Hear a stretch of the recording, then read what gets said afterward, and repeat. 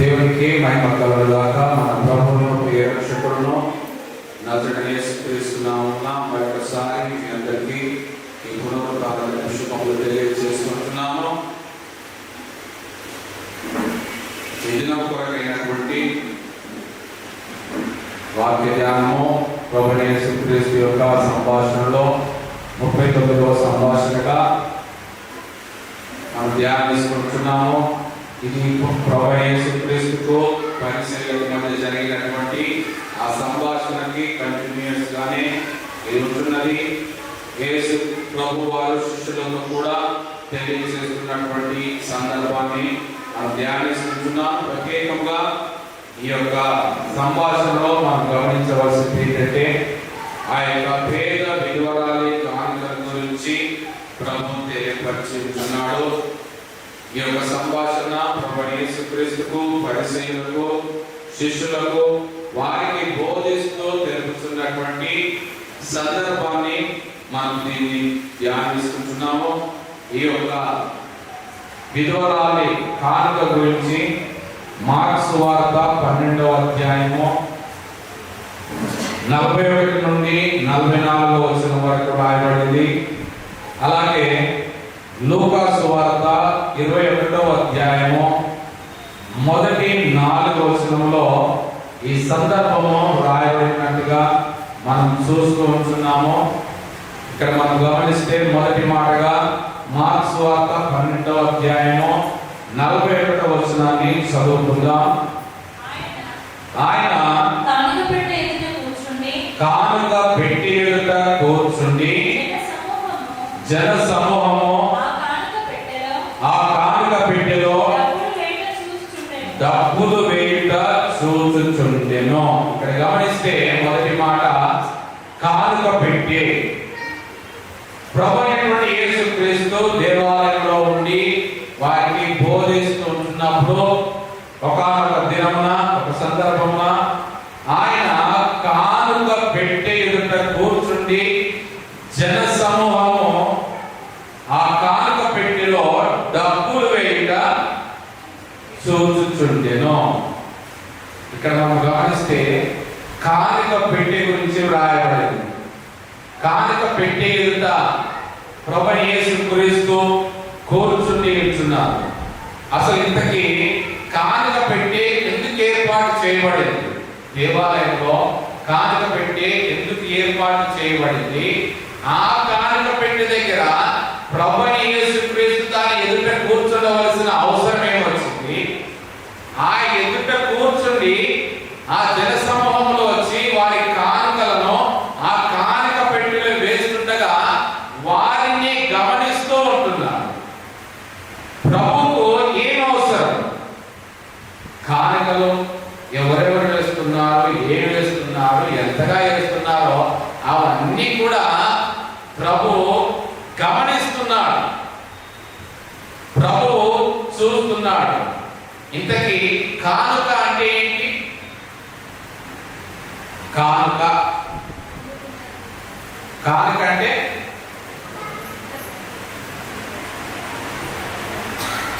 మనపూర్వకంగా సమర్పించబడేది కానుక. అంటే అందులో ఎవరి ప్రమేయం కానీ, ఎవరి ఒత్తిడి కానీ, ఎవరి డిమాండ్ కానీ వేరేవారి కాకుండా నీ ఇష్టపూర్తిగా, నీ మనపూర్వకంగా, మనస్ఫూర్తిగా, నీ ఆలోచన ప్రకారంగా దేవుని కొరకు నువ్వు ఏది ఇవ్వాలనుకుంటావో అది ఒక శ్రేష్టమైన కానుక. ఈ యొక్క కానుక పెట్టి మరి దేని కొరకు ఏర్పాటు చేయబడింది? దేవాలయంలో ఈ యొక్క కానుక పెట్టి ఏర్పాటు చేయబడినప్పుడు ప్రభువైన యేసుక్రీస్తు అక్కడ కూర్చుండి వాటినందరినీ కూడా గమనిస్తున్నాడు కదా. ఎందుకొరకు ఈ కానుక పెట్టి ఏర్పాటు చేయబడిందంటే మనం కూడా ప్రతి వారం కూడా కానుక పెట్టెలో సమర్పిస్తూనే ఉంటాం. ప్రతి ఆదివారము, ప్రతి ప్రార్థన కోడికలో, ప్రతి స్థలంలో దేవుని పిల్లలు ఎక్కడెక్కడ కూడుకుంటారో, ఎక్కడ ఆరాధిస్తారో ప్రతి ఆదివారం కూడా కానుకలు సమర్పిస్తారు. అసలు కానుక పెట్టి ఎందుకు, దాని ఉద్దేశం ఏంటి, ఎందుకు ఏర్పాటు చేయబడింది? అది దేవుడు ఏర్పాటు చేసిందా లేదంటే మనుషులు ఏర్పాటు చేసిందా? ఎందుకంటే కొందరికి ఇంకో ఆలోచన ఏముంటదంటే నెగిటివ్ ఆలోచన ఉంటుంది. కానుక పెట్టే ఎందుకు, ఇందులో వేసిన కానుకలని ఏమైపోతున్నాయి, ఈ కానుకలు ఎక్కడికి పోతున్నాయి, ఎవరు లెక్క చెప్తున్నారు, దీనికి ఎవరు బాధ్యత, ఈ కానుకలు సరి అయిన రీతిగానే దేవుని పరిచర్య కొరకు వాడబడుతున్నాయా లేదంటే ఇష్టానుసారంగా వెళ్తున్నాయా, అసలు ఈ కానుక పెట్టే ఉద్దేశం ఏంటి, ఇది ఉండకపోతేనే కొన్ని మనస్పర్ధలు కూడా రాకపోవచ్చు. కొన్ని సంఘాలలో జరిగిన ఘటనలు కూడా ఉన్నాయి. ఎందుకంటే వాళ్ళ కమిటీ ఉన్నన్ని సంవత్సరాల్లో ఎంత ఇన్కమ్ వచ్చిందో వాళ్ళు చెప్పరు, ఎంత ఖర్చు పెట్టిందో చెప్పరు, ఎంత ఖర్చు పెడతారో చెప్పరు. ఆ లెక్కలు అప్పచెప్పని వీళ్ళు అడుగుతారు. మీకెందుకు మేము చెప్పేది, మేమే పెట్టుకున్నాం వాళ్ళు అంటారు. దాన్ని బట్టి కూడా చాలా సంఘాలు విడిపోయిన పరిస్థితులు కూడా ఉన్నాయి. ఒక్కొక్కటి 2-2గా 3గా 4గా విడిపోయిన సందర్భాలు కూడా ఉన్నాయి. అసలు నిజానికి మరి ఇంతగా భేదాభిప్రాయాలను కలగజేస్తున్నటువంటి ఈ కానుక బిడ్డ దేని కొరకు నియమించబడింది, దేని కొరకు ఉద్దేశించబడింది, దాన్ని మనం ఎందుకు జరిగించాలి, దాని ద్వారా మనకి ఏంటి మేలు, దాని ద్వారా ఉన్న లేని మనస్పర్ధలు రావడం వల్ల ఉన్న సంబంధాలు చెడిపోతున్నాయి. కాబట్టి అసలు దాని ఉద్దేశం ఏంటో మనం గమనించాలంటే చూడండి, దినవృత్తాంతంలో 2వ గ్రంథము 24వ అధ్యాయంలో మనం గమనిస్తే అక్కడ మొట్టమొదటిసారిగా కానుక పెట్టెలను ఏర్పాటు చేయబడిన దానిని మనం గమనిస్తూ ఉంటున్నాం. దినవృత్తాంతంలో 2వ గ్రంథము 24వ అధ్యాయము 4వ వచనం నుండి మనం గమనిస్తే అంతటా యెహోవా మందిరమును బాగు చేయవలెనని యోవాషునకు తాత్పర్యము పుట్టెను గనుక అతడు యాజకులను లేవీయులను సమకూర్చి, మీరు యూదా పట్టణములకు పోయి మీ దేవుని మందిరము బాగు చేయుటకై ఇశ్రాయేలీయులందరి యొద్ద నుండి ధనమును ఏటేటా సమకూర్చుచు ఈ కార్యము మీరు త్వరపెట్టవలెనని వారికి ఆజ్ఞయించెను. వారు దానిని త్వరగా చేయకపోయినందున రాజు ప్రధాన యాజకుడగు యెహోయాదాను పిలిచి ఆ దుర్మార్గురాలైన అతల్యా కుమారులు దేవుని మందిరమును పాడు చేసి యెహోవా మందిర సంబంధమైన ప్రతిష్ఠోపకరణములన్నిటినీ బయలుదేవత పూజకు ఉపయోగించి సాక్ష్యపు గుడారమును బాగు చేయుటకై యూదాలో నుండి యెరూషలేములో నుండి ఇశ్రాయేలు సమాజముల చేత యెహోవా సేవకుడైన మోషే నిర్ణయించిన కానుకను లేవీయులతో నీవెందుకు చెప్పి తెప్పించలేదని అడిగెను. కాబట్టి రాజు ఆజ్ఞ చొప్పున వారు ఒక పెట్టెను చేయించి యెహోవా మందిరము ద్వారము బయట ఉంచిరి. మరియు దేవుని సేవకుడైన మోషే అరణ్యమందు ఇశ్రాయేలీయులకు నిర్ణయించిన కానుకను యెహోవా యొద్దకు జనులు తేవనని యూదాలోను యెరూషలేములోను వారు చాటించిరి.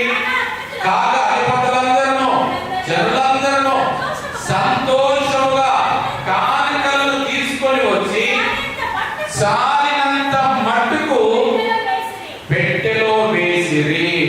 హల్లెలూయా. పెట్టె ఎప్పుడు మొదలైంది అంటే యోవాషు కాలంలో. యోవాషు ఎవరు? రాజు. మొదటి వచనంలో ఉన్నది యోవాషు ఏలనారంభించినప్పుడు 7 సంవత్సరముల ఈడు గలవాడై యెరూషలేములో 40 ఏళ్ళు ఏలాడు. ఎన్ని సంవత్సరాలకు రాజయ్యాడు? చాలా చిన్న వయసు, 7 సంవత్సరాలకే రాజయ్యాడు. 7 సంవత్సరాలకే అభిషేకం చేశారు, పట్టాభిషేకం చేసి సింహాసనం మీద కూర్చుండబెట్టారు.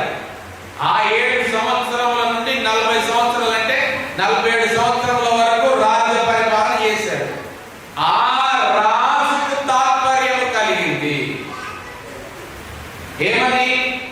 యెహోవా మందిరమును బాగు చేయవలనని యోవాషునకు తాత్పర్యము పుట్టెను గనుక. అంతవరకు ఏమైంది మరి మందిరము? ఏ మందిరాన్ని ఇప్పుడు మీరు బాగు చేసేది? రాజైన సొలొమోను ద్వారా కట్టించబడిన మందిరం విషయంలో ఇప్పుడు జరిగేది. ఎందుకంటే ఆ సొలొమోను రాజు కట్టించబడిన తర్వాత ఆయన తదుపరి వచ్చినటువంటి రాజులందరూ కూడా దేవుని సన్నిధిలో భయభక్తులు నిలపక విగ్రహారాధనలో బయలుదేవతలకు ఇవన్నీ నేర్పిస్తూ అవన్నీ ఎక్కడ దాకా తీసుకొచ్చారంటే మందిరంలోనే తీసుకొచ్చారు. మందిరముల ప్రతిష్టోపకరణములన్నింటినీ కూడా వారు పాడు చేశారు. అతల్య కుమారులైన వారందరూ కూడా దేవుని మందిరంలో ప్రతిష్ఠించబడి అభిషేకించబడిన ఈ ఉపకరణములన్నింటినీ కూడా పాడు చేస్తే ఏ రాజులు పట్టించుకోలే. కానీ ఈ యోవాషునకు దేవుడు ఒక తాత్పర్యం ఇచ్చాడు, ఒక ప్రేరణ ఇచ్చాడు, నువ్వు నా మందిరాన్ని బాగు చేయాలి. అప్పుడు ఏం చేశాడంటే యాజకులను పిలిపించాడు, లేవీయులను పిలిపించాడు. యెహోయాదా ఎవరైతే ఈ యోవాషునకు గైడ్ గా ఉన్నాడో ఆయన వారందరిని పిలిపించి ఒక సమావేశం ఏర్పాటు చేసి వారితో చెప్పిన మాట ఏంటంటే, దేవుని మందిరాన్ని బాగు చేయుటకై ఇశ్రాయేలీయులందరి యొద్ద నుండి ధనమును ఏటేటా మీరెందుకు సమకూర్చలేదు? ఎందుకు తెప్పించలేదు? ఎవరు నియమించారు ఈ కానుక? ఎవరు నియమించారు? యెహోవా సేవకుడైన మోషే నిర్ణయించిన కానుకను. మోషే నిర్ణయించాడు ఈ కానుక తేవాలని. ప్రత్యక్షము గుడారము నిర్మాణం సమయంలో దేవుడే సెలవిచ్చాడు, నువ్వు ఒక ప్రకటన చేయి. ప్రత్యక్ష గుడారం నిర్మించిన కొరకు కావలసిన బంగారు, వెండి, విలువైన వస్త్రములు ఏవేవైతే అవసరం ఉన్నాయో ఎవరెవరు తీసుకొని వస్తారా వాటిని తీసుకొని రమ్మని దేవుడు సెలవిచ్చినప్పుడు, మోషే ప్రకటన చేసినప్పుడు ఆ కాలంలో జనులందరూ కూడా మనపూర్వకముగా వారు కానుకలను తీసుకొని వచ్చి దేవునికి సమర్పించారు. అవన్నీ ఎక్కడివి? వాటిని ఎక్కడివి? ఇశ్రాయేలీయులు తీసుకొచ్చారు, సమర్పించారు. బంగారు, వెండి, విలువైన వస్త్రములు ఇవన్నీ ఎక్కడివి? దోచుకునే కదా. ఐగుప్తీయుల దగ్గర ఆ పస్కా పండుగ అయిపోయిన తర్వాత బయటికి వెళ్ళేటప్పుడు వాళ్ళ దగ్గర అడిగి దోచుకున్నవే దేవుడే వారికి ఇప్పించాడు. ఎందుకంటే వీరు చాలా సంవత్సరాల నుండి కష్టపడ్డారు, వీరికి కష్టానికి ప్రతిఫలం రాలేదు కాబట్టి దేవుడు వారి మనసు మార్చి వీరు అడిగినవన్నీ ఇప్పించాడు. ఆ పొందుకున్న వాటిలో నుండే ప్రభు ఏమంటున్నాడంటే కొద్ది కానుకలు తీసుకురామంటున్నాడు. అప్పుడు నిర్ణయించబడింది కానుక సమృద్ధిగా తీసుకొచ్చారు. అప్పుడు ప్రత్యక్షం కూడా నిర్మించడానికి కావలసినంత కంటే కూడా ఎక్కువగా తీసుకొస్తే ఆ సమయంలో వారు ఏం చెప్పారంటే అనౌన్స్మెంట్ చేశారు, ఏంటంటే ఇంకా చాలు.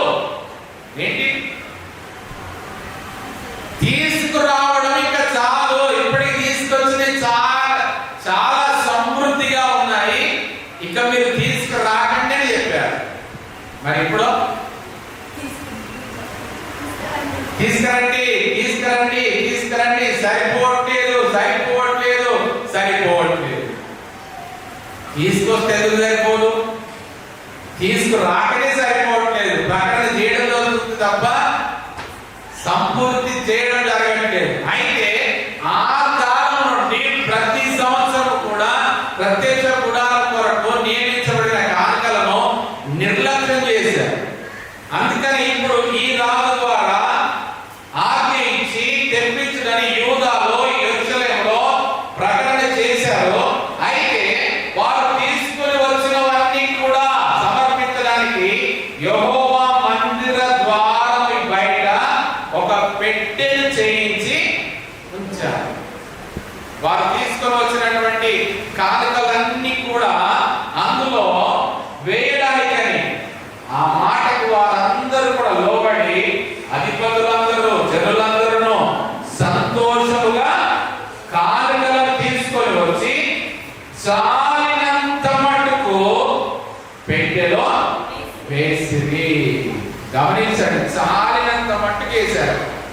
తర్వాత అదంతా నిండిపోయాక ఏం చేశారంటే మళ్ళా రాజుకు సెలవిస్తే రాజు మళ్ళా దాన్ని ఓపెన్ చేయించి ఆ పెట్టెలో దాన్ని తీయించి చూడండి. కింద 11వ వచనంలో లేవీయులు ఆ పెట్టెను రాజు విమర్శించి స్థలంలో తెచ్చుతూ వచ్చి అందులో ద్రవ్యం విస్తారంగా ఉన్నట్టు కనబడినప్పుడల్లా రాజు యొక్క ప్రధాన మంత్రి ప్రధాన యాజకుడు నియమించిన పై విచారణకర్తయు వచ్చి పెట్టెలో ఉన్న ద్రవ్యము తీసి యథాస్థానమున దాన్ని ఉంచుతూ వచ్చి వారి చొప్పున పలుమారు చేయుట చేత విస్తారమైన ద్రవ్యం సమకూర్చబడెను. అప్పుడు రాజును యెహోయాదాయును యెహోవా మందిరము పని చేయు వారికి దాన్ని ఇచ్చి యెహోవా మందిరమును బాగు చేయుటకై కాసేవారిని వడ్లవారిని యెహోవా మందిరమును బలపరచుటకు ఇనుప పని ఇత్తడి పని చేయు వారికి కూలికి కుదిర్చిరి. ఇలాగున పనివారు పని జరిగించి సంపూర్తి చేసిరి. వారు దేవుని మందిరమును దాని యథాస్థితికి తెచ్చి దాన్ని బలపరిచిరి. అది సిద్ధమైన తర్వాత మిగిలిన ద్రవ్యమును రాజులందరూ యెహోయాదా యందును తీసుకొని రాగా వారు దాని చేత యెహోవా మందిరపు సేవ యందు ఉపయోగపడినట్లును దానిలో అర్పించుట యందు ఉపయోగపడినట్లును ఉపకరణములను గరిటెలను వెండి బంగారముల ఉపకరణములను చేయించిరి. యెహోయాదా ఉన్న అన్ని దినములో యెహోవా మందిరములో దహన బలులు నిత్యము అర్పింపబడెను. ఇది కానుక పెట్టె యొక్క ఉద్దేశము. కానుక పెట్టెలో వేయబడినటువంటి కానుకలను సమృద్ధి అయిన తర్వాత రాజు దగ్గర సెలవిస్తే రాజు నియమించిన వాడును ప్రధాన యాజకుని చేత నియమించబడిన వాడును ఇద్దరు కలిసి ఆ ద్రవ్యాన్ని తీసి లెక్కించి మరలా పెట్టెను యథాస్థానంలో ఉంచేవారు.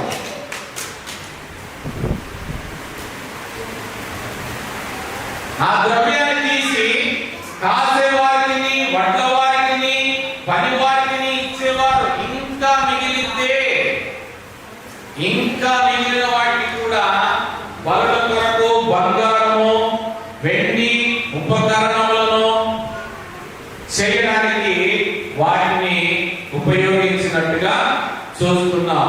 దేవాలయంలో అప్పుడు యోవాషు రాజు దగ్గర ఒకటే బయట పెట్టించారు, కానీ ప్రభు అయినటువంటి యేసు క్రీస్తు ఉన్నటువంటి ఆ సమయంలో ఆ దేవాలయం ఉన్నటువంటి ఆ 13 పిల్లర్లకి ఒక్కొక్క పిల్లర్కి ఒక్కొక్క పెట్టెను వారు అక్కడ సిద్ధపరిచి ఉంచేవారు. ఎందుకంటే జనులందరూ కూడా ఎక్కడెక్కడో నుండి యెరూషలేము దేవాలయానికి వచ్చినప్పుడు వారు ఎక్కడి స్థలంలో అక్కడ ఉన్న రీతిగా ఆ 13 స్తంభాలకు ఉన్నటువంటి ఆ పిల్లర్లలో వారు తమ కానుకలను సమర్పించేవారు. అయితే ఇక్కడ మనం గమనించాల్సింది ఏంటంటే ఇప్పుడు యోవాషు రాజు, రాజ్యం పైన అధికారం కలిగిన వాడు. మరి ఆయన దగ్గర డబ్బులు లేవా? మందిరాన్ని బాగు చేయడానికి ఆనాడు కూడా దావీదు తను ఎంతో సమకూర్చాడు, సొలొమోను కూడా ఎంతో సమకూర్చాడు. తర్వాత ఇంకా అవసరం ఉన్నదంటే జనులు కూడా సమృద్ధిగా తీసుకొని వచ్చారు. మొదటిసారి ప్రత్యేక గుడారాన్ని తీసుకొచ్చారు, రెండోసారి మందిర దేవాలయం నిర్మించబడినప్పుడు తీసుకొచ్చారు, ఇది మూడోసారి బాగు చేయడానికి తీసుకొస్తున్నారు. మరి ఇవన్నిటి గమనిస్తే రాజు నియమించిన వాడు దేవుడే. రాజుకు కావలసిన సమృద్ధి అయినటువంటి ఐశ్వర్యం ఇచ్చిన వాడు దేవుడు. మరి ఆయన స్వంతగా తన దగ్గర ఉన్నటువంటి వెండిని, బంగారు, ధనమును ఉపయోగించి ఎందుకు బాగు చేయలేదు? ఎందుకు ప్రకటన చేశాడు? యూదాలోను యెరూషలేములో ప్రకటన చేసి వాళ్ళందరినీ తీసుకొచ్చి కానుకలు ఇవ్వమని ఎందుకు చెప్పాడు? రాజు దగ్గర ఏమైనా తక్కువైందనా? లేదంటే అవి వాడబడకూడదనా? ఇక్కడ మనం గమనించినట్లయితే ఆయన రాజై ఉన్నా తన దగ్గర కావలసిన సమృద్ధి అయిన వెండి బంగారాలున్నా ఆయన సొంతగా ఎందుకు పెట్టలేదంటే అది దేవుని మందిరము. ఎవరి మందిరము? రాజు మందిరం కాదు, అది దేవుని మందిరం. అంటే అందరిది. రాజమందిరం అంటే తన ఒక్కడి కొరకు కాబట్టి ఆయన ఇక్కడ పెట్టుకుంటాడు. ఇది ప్రభువైన దేవుని మందిరం కాబట్టి ఈ మందిరము అనేకులకు ఆశీర్వాదకరంగా ఉండేది కాబట్టి ఈ మందిరం నిర్మాణంలో కానీ, బరుల విషయంలో కానీ, బాగు చేసే విషయంలో కానీ ప్రతి ఒక్కరు కూడా పాల్గొనాలి. అందుకొరకు రాజు ఆ నియమం పెట్టాడు. మోసే నియమం ప్రకారంగానే ప్రకటించాడు. అంటే దేవుని ఆశీర్వాదం ఒక రాజు పొందుకుంటే సరిపోదు. ఆయన పొందుకోవాలంటే నేనే ఆశీర్వదించబడాలి, నా కుటుంబం ఆశీర్వదించబడాలంటే ఆయన పెట్టుకోవచ్చు. కానీ ఇది దేవుని మందిరము. ఈ ఆశీర్వాదము అనేకులకు పంచబడాలి, అనేకులు కూడా ఇందులో పాల్గొనాలి, అనేకుల యొక్క హస్తము ఈ యొక్క పరిచర్యలో పాలిభాగస్తులు కావాలనేది దేవుని చిత్తము. కాబట్టి ఆ రీతిగా ప్రకటన చేయబడింది. కానుక పెట్టి ఏర్పాటు చేయబడింది. కానుకలు స్వీకరించబడ్డాయి, తీయబడ్డాయి, అవన్నీ కూడా ఖర్చు చేయబడ్డాయి. అయితే గమనించండి, ఇక్కడ మళ్ళీ ఇంకో డౌట్ వస్తుంది. ఇంకోటి ఏంటంటే కానుక పెట్టారు, కానుకలు వేయమన్నారు, కానుకలు వేస్తున్నాము, ఇంకా కానుకలు వేస్తున్నాం కాబట్టి ఇంకా వేరే ఏమి వేయకూడదా? ఇంకా వేరే ఏమి చేయకూడదా? ఏంటంటే సంవత్సరానికి 3 పండుగలు ఆచరించాలా, దశభాగాలు చెల్లించాలా, కృతజ్ఞత కానుకలు చెల్లించాలా, మొక్కుబడులు చెల్లించాలా, ప్రథమ ఫల అర్పణములు చెల్లించాలా, కోతకాల పండుగ, సంగ్రామ పండుగను చెల్లించాలా. మరి ఇవన్నీ ఉన్నాయి కదా. కానుక పెట్టి వేస్తున్నాం కదా, మళ్ళీ ఇవన్నీ ఎందుకు? ఇక ఒక్కటి వేస్తే సరిపోతుంది కదా, ఇవన్నీ వేయాలా? ఎవరికి వచ్చే ఆలోచన? మన తరానికి వచ్చే ఆలోచన ఇది. దేవుని తరంలో ఆనాడు ఇశ్రాయేలులకు వచ్చే ఆలోచన కాదు. అంటే ఈ కానుకలు పెట్టే ద్వారా సేకరించబడేవి ప్రత్యేకంగా మందిరం కొరకు, నిర్మాణం కొరకు, బాగు చేయడం కొరకు, దేవుని పరిచర్య జరిగించడం కొరకు మాత్రమే. మిగతావన్నీ కూడా దేని దానికే చెల్లించాలి. అందుకే ఒక సందర్భంలో ప్రభువైన యేసుక్రీస్తు కూడా అంటాడు, వాటిని మానగా, మత్తయి 23:23లో వాటిని మానక వీటిని చేయవలసినది అని అంటాడు. అక్కడ మత్తయి సువార్త 23:23 అయ్యో వేషధారులైన శాస్త్రులారా, పరిసయ్యులారా, మీరు పుదీనాలోను, సోపులోను, జీలకర్రలోను 10వ వంతు చెల్లించి ధర్మశాస్త్రంలో ప్రధానమైన విషయంలో అనగా న్యాయము, కనికరము, విశ్వాసమును విడిచిపెట్టింది. వాటిని మానక వీటిని చేయవలసి ఉండెను. మేము ఒకటి చేస్తే సరిపోతుందంటే లేదు, వాటిని మానకూడదు, వీటిని విడవకూడదు. వాటిని మానక వీటిని చేయాలంటే కానుకలే, దశంభాగాలే, మరలా కొత్తకాల పండుగవే, మొక్కుబడులే, దేని దానికే. ఇది చేస్తున్నాం కదా అని అది మానడానికి లేదు, అది చేస్తున్నాం కదా అని ఇది మానడానికి లేదు. రెండు కూడా జరిగించవలసినవి ప్రభువు సెలవిస్తున్నాడు. చూడండి, రెండో మాట గమనించుదాం. మార్కు సువార్త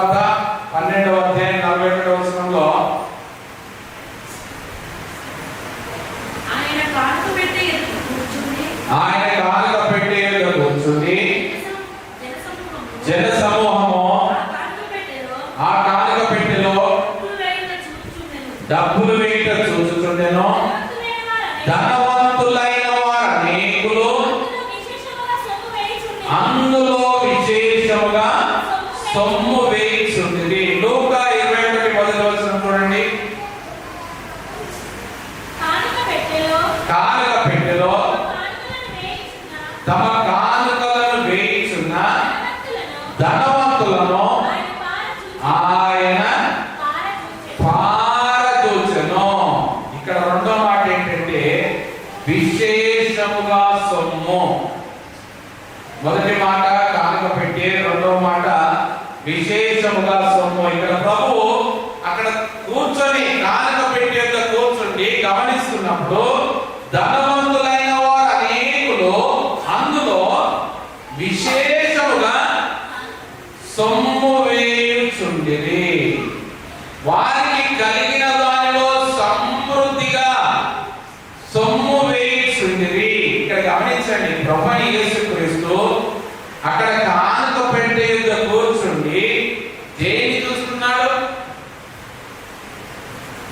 ప్రభువైన యేసు కానుక పెట్టేందుకు కూర్చుండి దేనిని చూస్తున్నాడు?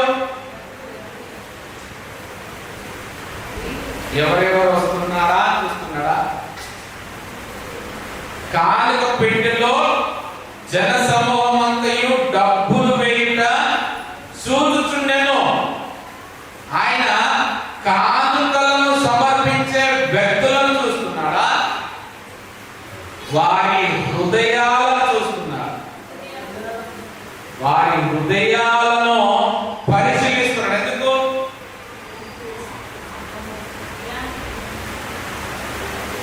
వారి హృదయాలను పరిశీలించడానికి కానుక పెట్టి దగ్గర స్థలం ఉందా? హృదయాలను పరిశీలించాలంటే, వారి గురించి వారి హృదయం ఏంటో తెలవాలంటే ఎక్కడికి పోవాలా? కానుక పెట్టి దగ్గరికే పోవాలి. ఎందుకంటే చూడండి, మత్తయి సువార్తలోనే ప్రభు సెలవిస్తున్న మాట 6వ అధ్యాయం 20-21. మత్తయి సువార్త 6వ అధ్యాయం 20-21.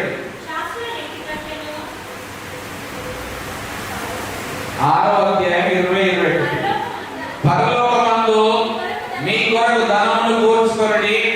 అతడు చిమ్మెటైనను తుప్పైనను దాన్ని తినివేయదు. దొంగలు కన్నము వేసి దొంగిలరు. నీ ధనం ఎక్కడ నుండునో అక్కడనే నీ హృదయము ఉండును. అందుకొరకు ప్రభు కానుకలు పెట్టి ఎంత కూర్చుంటది. నీ ధనం ఎక్కడ ఉండునో నీ హృదయం ఎక్కడ ఉంటుందట? ధనం దగ్గర ఉంటుంది. హృదయం కావాలంటే ధనం దగ్గరికి రావాలా?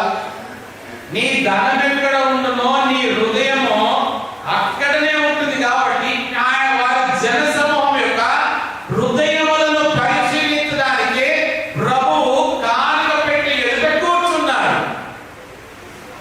ఈ సంగతి మనకు అర్థం కాక సంఘంలో ఎందుకు ప్రకటన చేస్తారు? ఎందుకు మాటి మాటి కానుకలు జరమని చెప్తారు? ఎందుకు మాటి మాటికి ఖర్చుల కొరకు ఇవన్నీ వినియోగించాలని చెప్తున్నారంటే, ప్రభు అడిగేది కానుకల కొరకు కాదు. ఆ కానుకలను సమర్పించే నీ హృదయం ఎలా ఉందో తెలుసుకోవడానికి.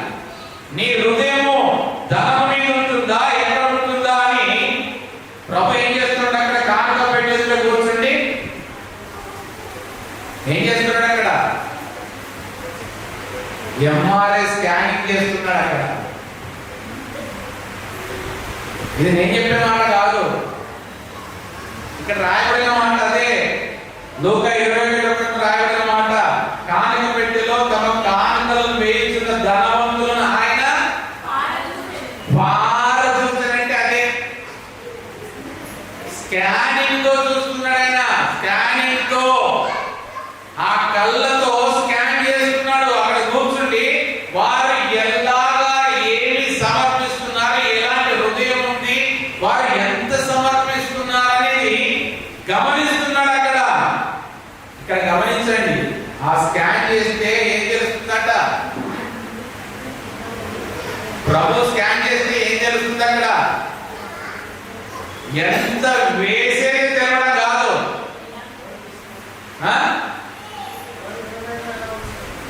వినపడలేదు. ఓకే, ఎవరి హృదయం ఎలా ఉందో కరెక్టే. దానితో పాటుగా ఎవరు ఎంత మిగిల్చుకున్నారో కూడా బయటపడుతున్నారు. ఎంత వేస్తున్నారో మాత్రమే కాదు, ఇక్కడ 2 రిపోర్ట్లు వస్తున్నాయి. ఈ స్పెషల్ స్కానింగ్ ఇది. ఈ మన స్కానింగ్ అయితేనేమో ఎక్కడ లోపాలు ఉన్నాయో చూడడానికి చేస్తారు. ఇక్కడ ప్రభు చేసే స్కానింగ్ ఏంటంటే ఎంత వేస్తున్నారో తెలుస్తుంది, ఎంత మిగుల్చుకున్నారో కూడా తెలుస్తుంది. ధనవంతులైతే వారు ఏం చేస్తున్నారంటే విశేషముగా వారి సొమ్మును అందులో వేస్తున్నారు. ఇక్కడ మనం గమనిస్తే దేవుని సన్నిధిలో ఇవ్వాల్సిన కానుకల విషయంలో ఎంతగా మనము జరిగించాలంటే చూడండి, సామెతల గ్రంథం 11:24 రాయబడిన మాట. సామెతలు 11:24 వెదజల్లి అభివృద్ధి పొందువారు కలరు, తగిన దానికన్నా తక్కువ ఇచ్చి లేమికి వచ్చువారు కలరు. నీకు అభివృద్ధి కావాలా, లేమి కావాలా? అందరు కోరుకునేది ఫస్టే, అందరు కోరుకునేది ఫస్టే. కానీ మరి దానికి ఫస్ట్ కోరాలంటే ఏం చేయాలి? రావాలంటే వెదజల్ల, వెదజల్లి అభివృద్ధి పొందువారు కలరు, తగిన దానికన్నా తక్కువ ఇచ్చి లేమికి వచ్చువారు కలరు. తగిన దానికన్నా తక్కువ ఇచ్చి, వారు ఇవ్వాల్సిన దానికన్నా తక్కువ ఇస్తే జరిగేదేంటి? లేమి. ఈ ధరణంగా ఏమంటున్నాడు? మేము ఇచ్చాడు కదా, మేము ఇచ్చాడు కూడా, మేము ఇంకా ఎందుకు లేమిలో ఉన్నాం, మేము ఇచ్చిన దానికి మాకు ప్రతిఫలం రావట్లేదంటే మీరు ఉదాహరణ గమనించండి. కానా వీధిలో ద్రాక్ష రసం అయిపోయింది. అయిపోయినప్పుడు ప్రభు అంటాడు ఆ బాణలను నీళ్లతో ఏమన్నాడు? నింపమన్నాడు. నింపమంటే వాళ్ళు ఎక్కడి వరకు నింపారు? అంచుల మట్టుకు నింపారు. అది వెదజల్లి అభివృద్ధి పొందువారు కలరు అంటే నింపమన్నప్పుడు ఏదో కొద్ది నింపితే సరిపోతుంది కదా. ఇప్పుడు గమనించండి, ద్రాక్షరసం ఆల్రెడీ పోసారు, బిందు స్టార్ట్ అయింది, అందరూ త్రాగే ఉన్నారు. ఇప్పుడు పట్టేది ఎంత? కొద్దిగానే తక్కువ పడింది. ఆ కొద్దిగా తక్కువ పడ్డదానికి పూర్తిగా నింపాల్సిన అవసరం ఏంటి? అది కూడా 6 రాతి బాణాలు వల్ల. అంటే దేవుని కార్యం జరగాలంటే సంపూర్తిగా నింపబడాలి. దేవుని సన్నిధిలో మన యొక్క ప్రార్థన విజ్ఞాపనలు కూడా ఆలకించబడాలంటే మన హృదయం కూడా ఆ భారముతో నింపబడాలి. అది అంచుల మట్టుకు నింపబడ్డాయి కాబట్టి ప్రభు మాట సెలవీయగానే, ప్రభు చూపు వాటి మీద పడగానే ఆ నీరు ద్రాక్షరసంగా మార్చబడ్డ తీసుకొని వెళ్తున్నప్పుడే. అలాగే వెదజల్లి అభివృద్ధి పొందువారు కలరు, తగిన దానికన్నా తక్కువ ఇచ్చి లేమికి వచ్చేవారు కలరు. మనం అనుకుంటాం కదా, మేము ఇస్తున్నాము కదా, మేము ఇస్తున్నాం కదా, మేము ఇస్తున్నాం. కరెక్టే, మేము ఇస్తున్నాం. కానీ నువ్వు నింపాల్సిన దానికంటే నువ్వు నింపట్లేదు కదా. అందుకని నీకు కార్యం జరగట్లేదంటే నువ్వు ఇంకా అంచుల మట్టుకు నింపబడట్లేదు. నువ్వు ఇచ్చేది, నువ్వు సమర్పించేది ఆ రాతి బాణల్లో కింద నుండి పై వరకు ఆ లెవెల్ వరకు రావట్లేదు. అందుకని నీ కార్యం జరగట్లేదు. మనం ఏమనుకుంటున్నామంటే 1 బిందె పోసి 2 బిందెలు పోసి ఆ బాణలు సగం నింపేసి ప్రభువా ఈ సగాన్ని నువ్వు ద్రాక్షరసంగా మార్చమంటే అదే చిత్తం కాదు. 6 రాతి బాణాలు సంపూర్తిగా నింపబడ్డప్పుడే దేవుని కార్యం. కాబట్టి మన జీవితంలో సమృద్ధిలోనికి రావాలంటే విస్తారముగా వెదజల్లి అభివృద్ధిని పొందుతారు. ఇంకా కొందరు ఏమంటారు, ఎలా ఉంటారంటే ఇక్కడ ధనవంతులు విశేషముగా సొమ్ము దాంట్లో వేస్తున్నారు, వారు కలిగిన దాంట్లో వాళ్ళు వేస్తున్నారు. కొందరు ఎందుకు వేస్తారు అంటే విస్తారం ఎందుకు వేస్తారు?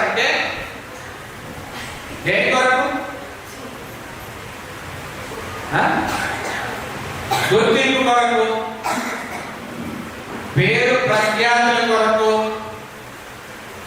ఇక్కడ ఉన్న వారందరిలో మాదే పైన ఉండాలా, మాదే హైయెస్ట్ ఉండాలా, మేమే ఎక్కువ వేసే వారంగా ఉండాలా. కొందరు అలాగే ఉంటారు. సరే మంచిదే, నువ్వు అందరికంటే ఎక్కువ వేయాలనుకుంటున్నావు, అందరికంటే పైన ఉండాలనుకుంటున్నావు, అందరికంటే కూడా విలువైనది వేయాలనుకుంటున్నావు. కానీ గమనించండి, మరలా ఇక్కడో కండిషన్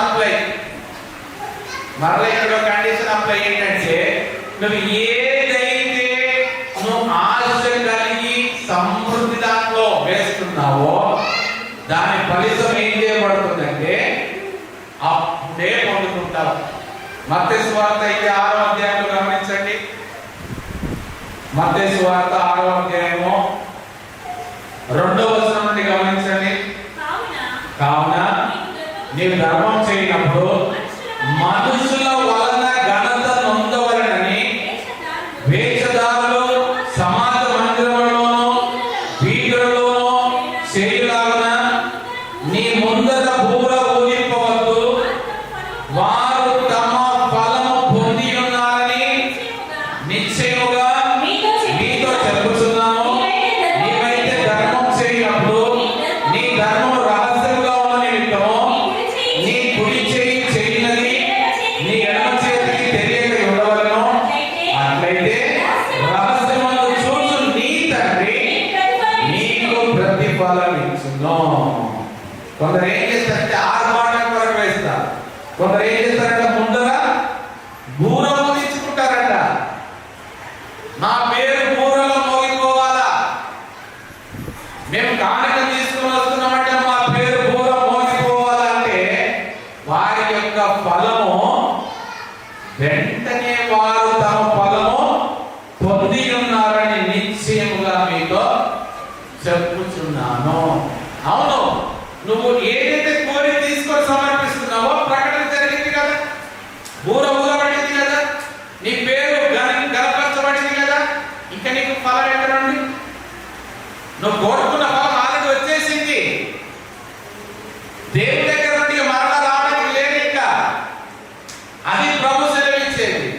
నువ్వు ఏదైతే వేషధారులు సమాజ మందిరంలో ఘనత పొందవలని మనుషుల ద్వారా బూర ఊదించుకొని సమర్పిస్తారో అలా చేసినప్పుడు నీ ఫలము నీవు అప్పుడే వెంటనే పొంది ఉన్నావు అంటున్నాడు. కానీ ఒకవేళ నీవు చేసేది నీ ఎడమ చేయికి తెలియకుండా నీవు చేస్తే, రహస్యంగా చేస్తే, అప్పుడు నీ పరలోకపు తండ్రి నీకు ప్రతిఫలం ఇచ్చును అంటున్నాడు. అంటే మనం ఇచ్చేది ఎలా ఉండాలి అంటే ప్రతిఫలము కోరకుండా ఇచ్చేదిగా ఉండాలి.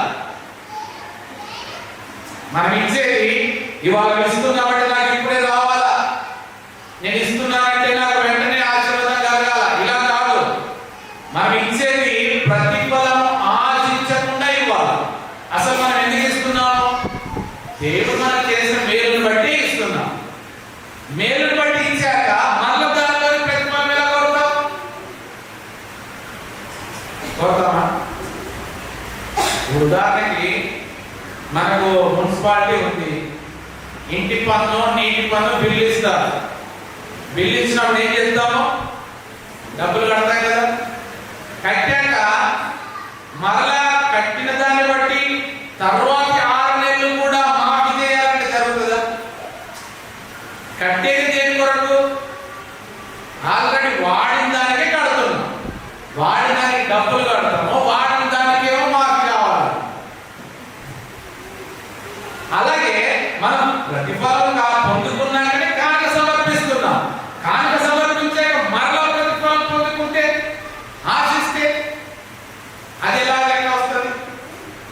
నువ్వు కానుక సమర్పిస్తున్నావు అంటే దేవుడు చేసిన మేలును బట్టి సమర్పిస్తున్నావు. అందుకే మనం ఏ రీతిగా ఉండాలో చూడండి. ప్రసంగి గ్రంథం 11వ అధ్యాయము 1వ వచనంలో రాబడిన మాట.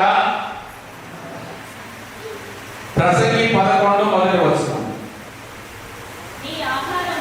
నీ ఆహారము నీళ్ళ మీద వేయము, చాలా దినములైన తర్వాత అది నీకు కనబడను. ఏడుగురికి ఎనమండుగురికి భాగం పంచిపెట్టుము. భూమి మీద ఏమి కీడు జరుగునో నీవు ఎరుగవు. ఇక్కడ చూడండి, తెలుగుతున్న మాట ఏంటంటే నీ ఆహారాన్ని ఎక్కడ వేయాలంట? నీళ్ళ మీద వేయాలంట. ఎన్ని రోజులు వేసి ఉండాలట? చాలా దినములైన తర్వాత అది నీకు కనబడును. నీ ఆహారం నీళ్ళ మీద వేయము. చాలా దినములైన తర్వాత అది నీకు కనబడును. మరి నీళ్ళ మీద వేయడం కరెక్టా? భూమి మీద వేయడం కరెక్టా?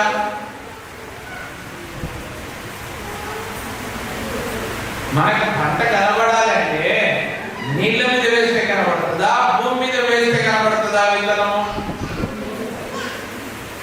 అది భూమి మీద వేస్తేనే అది పంట వస్తుంది. మరి నీళ్ళ మీద వేస్తే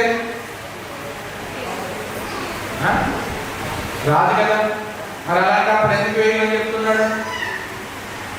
రాని దాని దేవుడు ఏమని చెప్తాడు? రాని పంటను గురించి ఎందుకు వేయమని చెప్తాడు? వాళ్ళు ఏమంటున్నాడు? నీ ఆహారం నీళ్ళ మీద వేయము. చాలా దినములైన తర్వాత అది నీకు కనపడు. అంటే ఇక్కడ గమనించిన తర్వాత వచ్చిన ఏం చేస్తున్నాడంటే భూమి మీద ఏమి కీడు జరుగునో నీ పెరగవంటే నీవు బాగున్నప్పుడే, నీ యవ్వన కాలంలో ఉన్నప్పుడే, నీకు సమృద్ధిగా ఉన్నప్పుడే, నీకు కలిగిన దానిలో నీళ్ళ మీద వేయమంటే దేవుని వాక్యం కొరకు విత్తు. నీళ్ళ మీద వేయమంటే దేవుని పరిచర్య కొరకు ఖర్చు చేయము. దాని ప్రతిఫలంలో ఎప్పుడు పొందుకుంటామంటే చాలా దినములైన తర్వాత. నువ్వు యవ్వన కాలంలో గమనించండి, యవ్వన కాలంలో ఉన్నప్పుడే, ఉడుకు రక్తంతో ఉన్నప్పుడే 4 రాళ్ళు ఎక్కేసుకోవాలంటే ఎందుకు? వృద్ధాప్యంలోనికి వచ్చాక కూర్చుండి తినచ్చు. అంటే నీకు అప్పుడు ఫలితం రావాలంటే ఇప్పుడే నువ్వు సమకూర్చుకున్నావు. మరి అలాగే దేవుని పరిచర్య కొరకు, దేవుని వాక్యం కొరకు, దేవుని ఆత్మ పరిచర్య కొరకు నీవు నీళ్ళ మీద నీ ఆహారాన్ని చల్లితే దాని ఫలితం చాలా దినముల తర్వాత నీకును, నీ పిల్లలకును, నీ పిల్లల పిల్లలకు కూడా అది ఆశీర్వాదంగా మార్చబడుతుంది. ఎందుకంటే భూమి మీద ఎప్పుడు ఏ కీడు ఎవరికి ఏమి సంభవిస్తుంది ఎవరు ఎరగరు. అందుకని దేవుని పరిచర్య కొరకు మనం కానుకలను సమర్పించినప్పుడు ప్రభు వాటిని ఏ రీతిగా ఫలభరితంగా చేస్తారంటే చూడండి. కొరింథీయులకు రాసిన మొదటి పత్రిక 15వ అధ్యాయము 37-38 వచనం. 17వ అధ్యాయం 37-38 వచనం. నీవు విత్తు దానిని చూడగా అది గోధుమ గింజ అయినను సరే, మరి ఏ గింజ అయినను సరే, వట్టి గింజనే విత్తుచున్నావు గాని పుట్టబో శరీరమును విత్తుట లేదు. అయితే దేవుడే తన చిత్త ప్రకారము నీవు విత్తిన దానికి శరీరము ఇచ్చును, మరియు ప్రతి విత్తనమునకును దాని దాని శరీరము ఇచ్చుచున్నాడు. ఇది దేవుడు చేసే కార్యం. ఎందుకు మనం విత్తాలి? ఎందుకు మనం కార్యాలు సమర్పించాలి?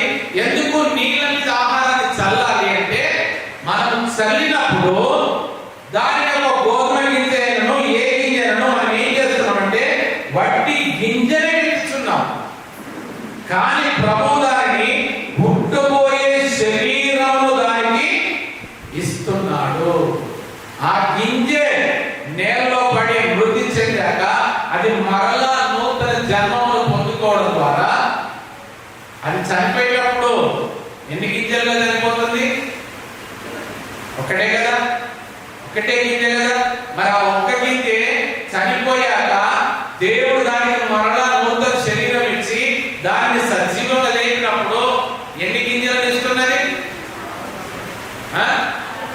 ఒక్కొక్క గింజలో ఒక్కొక్క చెట్టే. ఒక్కొక్క చెట్టుకి ఎన్ని ఫలంలో, ఆ ఫలంలో ఎన్ని గింజలు. మరి మనము విత్తేది కానుక ఒక్కటిగానే విత్తుతున్నాం. ఎందుకొరకు?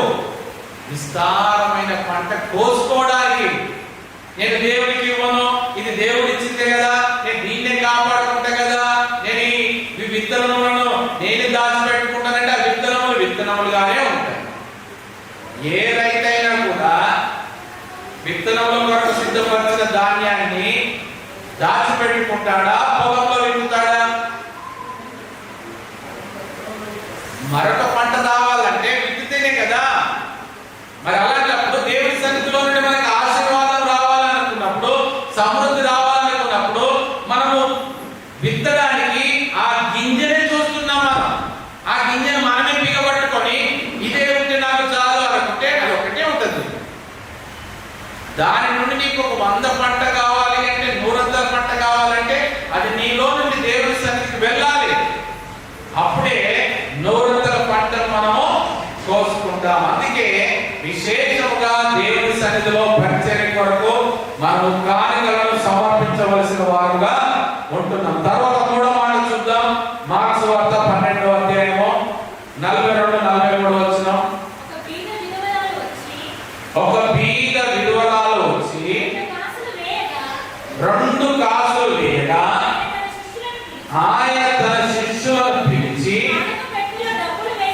కానుక పెట్టెలో డబ్బులు వేసిన వారందరికంటే ఈ బీద విధవరాలు ఎక్కువ వేసినని మీతో నిశ్చయముగా చెప్పుచున్నాను. లూకా 21:2-3 వచనం. ఒక బీద విధవరాలు 2 కాసులు అందులో వేయించుండగా చూచి ఈ బీద విధవరాలు అందరికంటే ఎక్కువ వేసినని మీతో నిజముగా చెప్పుచున్నాను. ఇక్కడ గమనించండి, నిజముగా చెప్పుచున్నాను. మార్క్స్ వార్తలో రాయబడిన మాట నిశ్చయముగా చెప్పుచున్నాను. ఆ బీద విధవరాలు వచ్చి 2 కాసుల కానుక పెట్టెలో వేస్తే ప్రభువైన యేసుక్రీస్తు చూడండి, ఏదో పెద్ద గొప్ప అద్భుతం జరిగినట్టుగా. మూడో మాట 2 కాసులు. శిష్యులను మరీ దగ్గరికి పిలుచుకున్నాడు. శిష్యులను పిలిచి శిష్యులకు ఏం చెప్తున్నాడంటే, కానుక పెట్టెలో డబ్బులు వేసిన వారందరికంటే ఈ బీద విధవరాలు ఎక్కువ వేసినని మీతో నిశ్చయముగా చెప్తున్నా. ఇంకా తిరుగులేదు. ఒకవేళ ఈ శిష్యులకు ఒక ప్రశ్న రావచ్చు, ఇంతమంది వస్తున్నారు కదా, ఇంతమంది విలువైన బంగారు వెండి కానుకలను సమర్పిస్తున్నారు కదా, ఇంతమందిలో ఎవరు ఎక్కువ వేసి ఉండొచ్చు అనేటువంటి ప్రశ్న మీకు కలిగి ఉన్నది. ఆ ప్రశ్నకు సమాధానం ప్రభు ఇస్తున్నాడు. దగ్గరికి పిలిచి, మీరు అనుకుంటున్నారు కదా ఎవరు ఎక్కువ వేశారని, ఇక్కడ వేసిన వారందరికంటే కూడా ఈ బీద విధవరాలు 2 కాసులు వేసింది కదా, ఇదే ఎక్కువైందట. అంటే దీని ప్రకారం వాళ్ళందరూ వేసింది ఎంత? అందరూ ఒక్కొక్క కాసు వేసారన్న, అంతేనా? అందరికంటే ఎక్కువ వేసింది హైయెస్ట్ 2 కాసులు అయితే మరి లీస్ట్ ఎంత ఉండాలి? తక్కువ ఎంత ఉండాలి? 1 కాసే ఉండాలి. మరి అంతకుముందు ధనవంతులు ఏం చేశారు? విశేషముగా సొమ్ము దాంట్లో వేయించుంది. మరి వాళ్ళు వేసిన విశేషమైన సొమ్ము కంటే కూడా ఈ బీద విధవరాలు వేసిన 2 కాసులు ప్రభు దృష్టిలో ఎక్కువ వేసని చెప్తున్నాడు. ఎందుకు?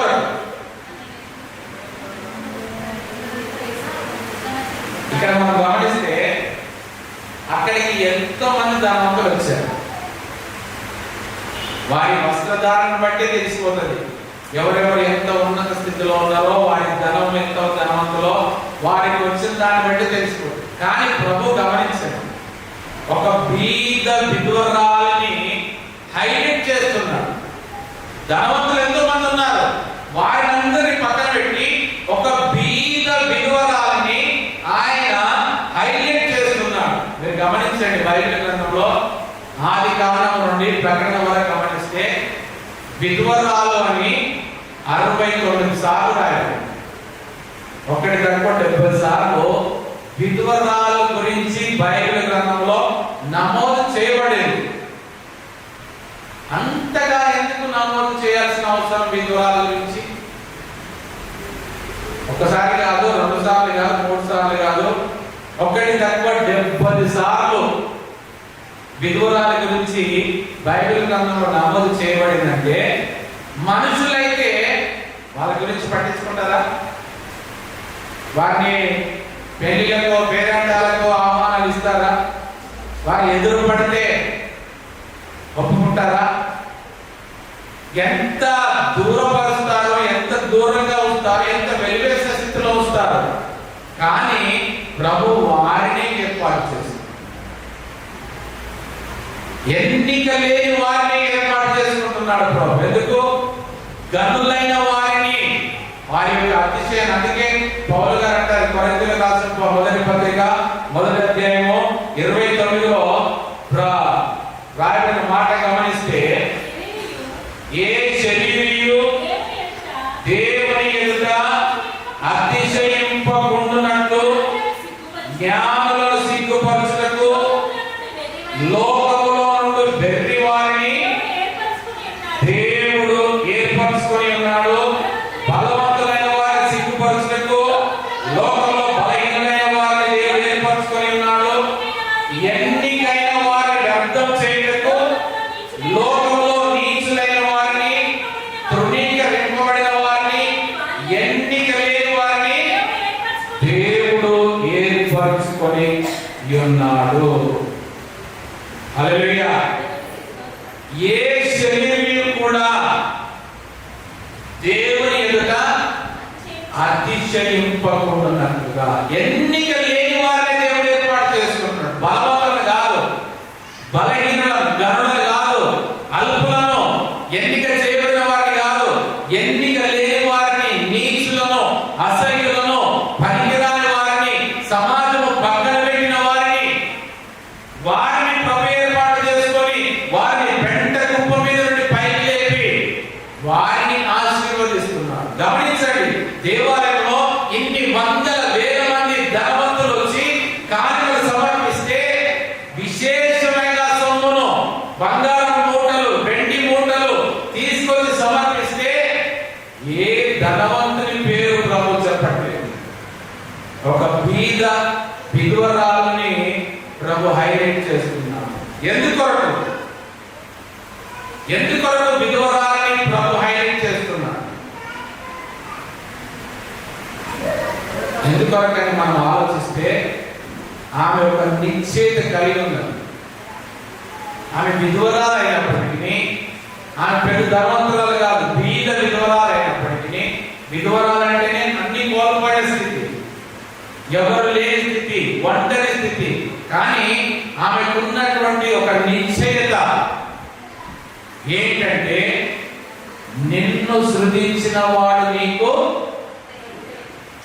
ఏమైనాడంట? యెషయా గ్రంథంలో రాయబడిన మాట 54వ అధ్యాయము 5వ వచనంలో, నిన్ను సృజించిన వాడు, నీ సృష్టికర్త అయిన వాడు నీకేమై ఉన్నాడు? భర్త అయి ఉన్నాడు. అది ఆమె నిశ్చయత. ఆనాడు బాలైన యేసు కూడా 8వ దినమున దేవాలయం తీసుకొని రాబడినప్పుడు అక్కడ కూడా 2 వ్యక్తులు ఉంటున్నారు. ఎవరు వారు? సుమయోను, ఇంకొకరు అన్నా ప్రవక్త లేదా? ఆమె కూడా విధవరాలే కదా. 87 సంవత్సరముల వరకు కూడా ఆమె మందిరాన్ని అంటి పెట్టుకొని ప్రభువుకు సమర్పించుకొని నిరీక్షణ కలిగి ఉన్నది. కాబట్టి ప్రభుని యేసు క్రీస్తును చూడగలిగి, ఈ విధవరాలు కూడా మరి ఒక కుటుంబాన్ని ఆశించలేదు, మరి ఒక భర్తను ఆశించలేదు, మరి ఒక భవిష్యత్తును ఆశించలేదు. ఒక స్థిరమైన నిశ్చయం కలిగి ఉన్నది ఏంటంటే, నన్ను సృజించిన వాడే నాకు భర్త అయి ఉన్నాడు అనేటువంటి నిశ్చయత ఆమె కలిగి ఉన్నది. కాబట్టి ఆమె యొక్క ఉద్దేశం ఏంటంటే, నన్ను సృజించిన సృష్టికర్తను నేను ఆరాధించి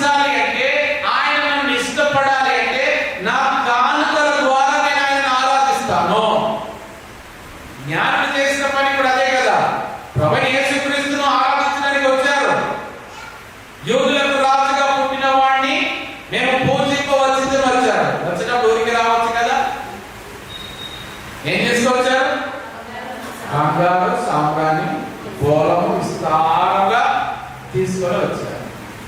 అంటే వారి యొక్క ఆరాధనను, వారి యొక్క హృదయాన్ని వారు తీసుకొని వచ్చినటువంటి కానుకల ద్వారా ఆయన సంతోషపెడుతున్నారు. ఇక్కడ విధవరాలు కూడా, ఆమె కూడా కానుకల ద్వారా నా ప్రభువుని, నన్ను సృష్టించిన వాడు, నాకు సృష్టికర్త అయిన వాడు, నాకు భర్త అయినవాడు, ఆయనను నేను ఆరాధించాలి, ఆయనను సంతోషపరచాలి అన్న ఆలోచన చేత ఆమె తన కానుకలను తీసుకొని వచ్చి ఆ 2 కాసులను ఆ కానుక పెట్టెలో ఆమె వేసి ఉంటున్నది. ఇక్కడ గమనిస్తే పౌలు గారు కూడా ఏమంటాడంటే, నా వలె నుండుట మేలు అని అంటాడు. కొరింథీయులకు రాసిన మొదటి పత్రిక 7వ అధ్యాయం 8వ వచనంలో అంటాడు చూడండి, నా వలె నుండుట వారికి మేలని పెండ్లి కాని వారితోనూ విధవరాలతోనూ చెప్పుచున్నాను అంటున్నాడు. మొదటి కొరింథీ 7వ అధ్యాయం 8వ వచనం. ఎలా ఉంటే మంచిదంట? పెళ్లి కాని వారైనా విధవరాలైనా నా వలె నుండుట మంచిది అని ఆయన కోరుతున్నాడు. ఎందుకు అలా కోరుతున్నాడు ఆయన? 25వ వచనం చూడండి. ఎందుకు పౌలు గారు కోరుతున్నారంటే 25వ వచనం చూడండి.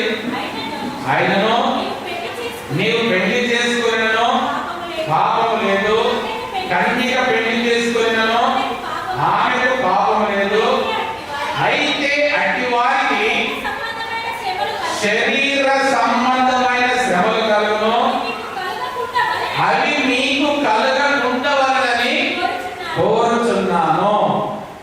పెళ్లి చేసుకుంటే ఏం కలుగుతాయంట?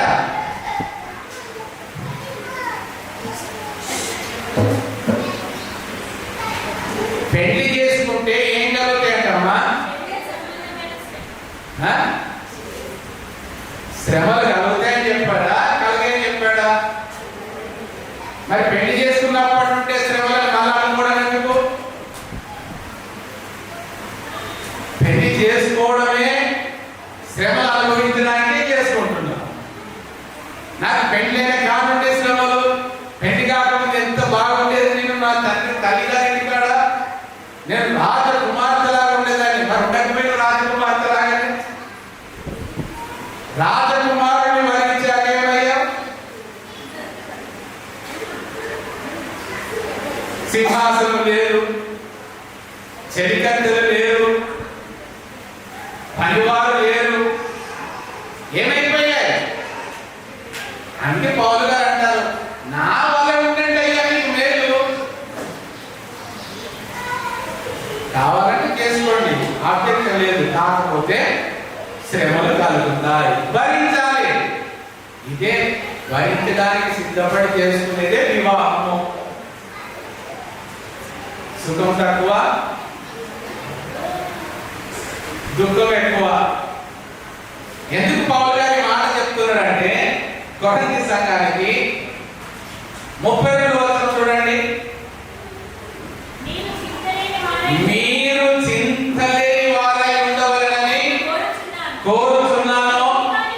పెళ్లి కానివాడు ప్రభువుని ఎలాగ సంతోషపెట్టగలనని ప్రభు విషయమైన కార్యముల గురించి చింతించుచున్నాడు.